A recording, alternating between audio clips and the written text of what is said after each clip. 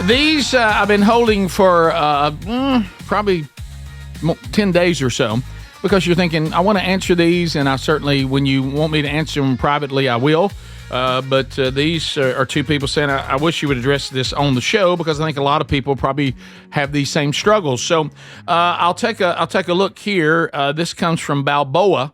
I have listened and followed the show for most of my life, all the way back. Obviously, that includes the Rick and Bubba years. Of course, this show's only 50, how many episodes? 58 today, is that right? 58. So anyway, and I am sold out as a follower of Jesus. I'm a husband, 10 years, and says a father of two wonderful children.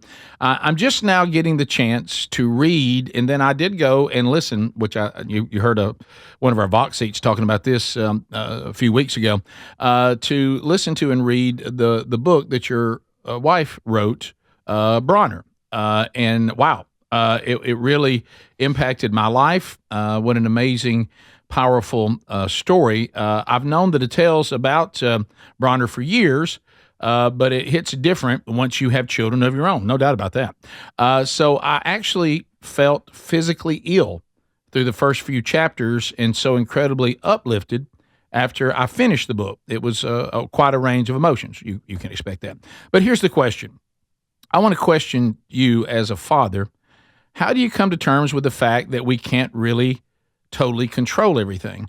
Yes, we can protect our children to a certain degree, but we can't control everything that goes on. And the Spirit showed me that through the book that I find too much peace and comfort in my perceived abilities to keep my family safe. I also find that I struggle with being self-reliant. I can relate to that too. How do I rely on God without having to suffer a severe loss first? But this guy's smart. Mm-hmm. He said, I want to learn these lessons without having to go through that, because as you know, that's one of the things that was definitely done through this process is God broke me of self-reliance. And I talk about, I'm never going to try to go and add on to what Sherry was inspired by God to write.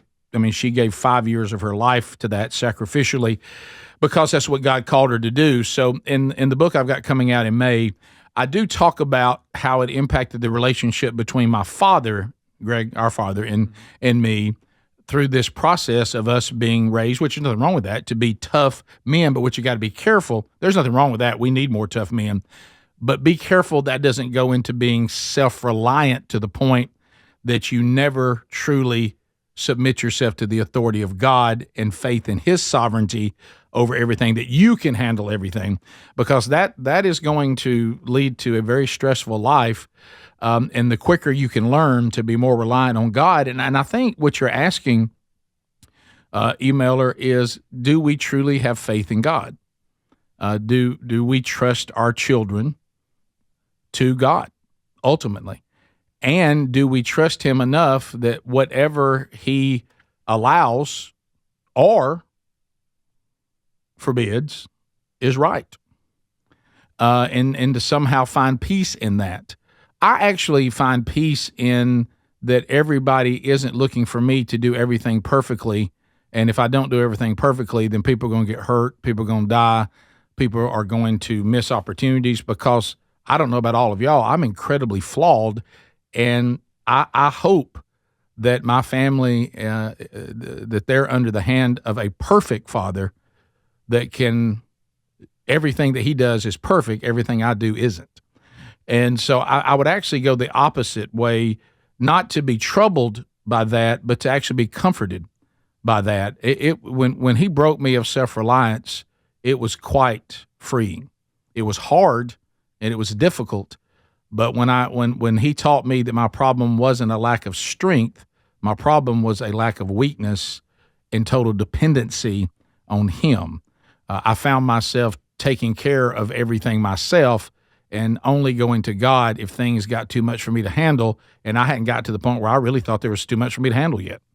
You know, it's the misinterpretation of the verses in Corinthians when Paul's talking about that there's nothing. You know, God doesn't allow us.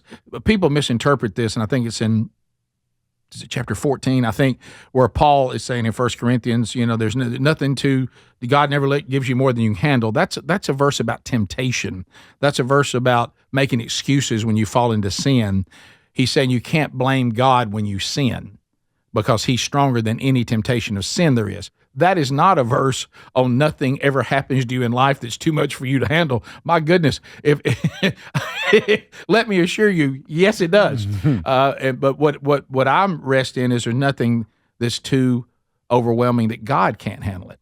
So ultimately, we do the best we can. We don't want to do, we want to be smart and we want to be wise with the wisdom God gave us. But at the end of the day, you got to be able to trust your children to God. I mean, even when you have one that's wayward, once you've had the arguments, once you've had the debates, once you've made your point, once they live on their own, once they pay their own bills, at some point you just have to say, I just trust your Heavenly Father that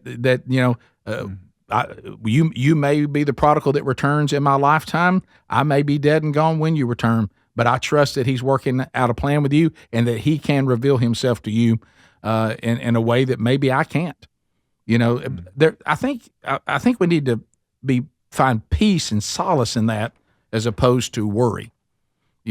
I like knowing that I serve a real God, a sovereign God that is working out a plan. And as Sherry said in her book, I don't always like his plan, but I can't argue with the results. Mm-hmm. So it's a great question.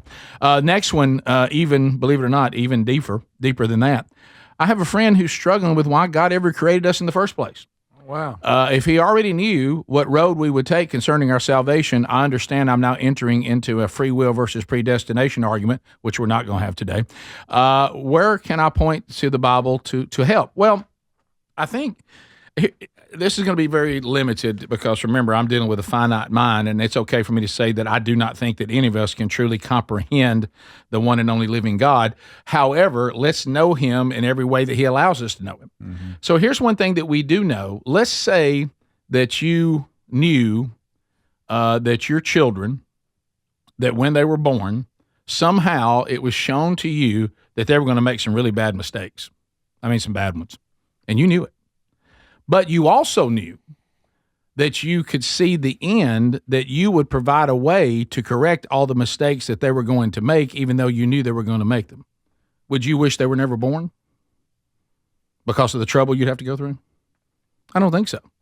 Because God doesn't just see the decisions we're going to make. He also sees his plan of redemption when he knew that human beings would, when they were given a choice by him in the Garden of Eden. I don't think that minimizes God at all, that he allows choice, because he certainly allowed one there. But did he know the choice they were going to make? Of course. But did he also know that he had a plan of salvation that would correct the problems for the decision they made? Yeah, he knew that too. So you got to see the big picture.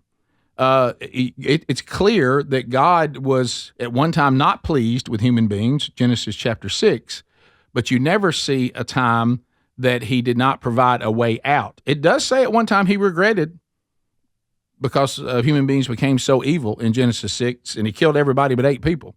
That is true. But you always see God giving a new beginning, a new beginning, a new beginning.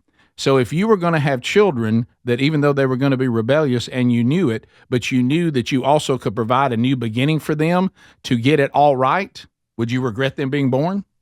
No, you wouldn't. So that's mm-hmm. kind of a, I know that's an elementary answer to a very deep question, but it works. So good. And with my finite mind, that works for me. So good. So you are of so much value that God took on human flesh and went to the cross to take his own wrath for you. So I don't think he ever regretted making you. It's apparent he didn't. This is the Rick Burgess Show.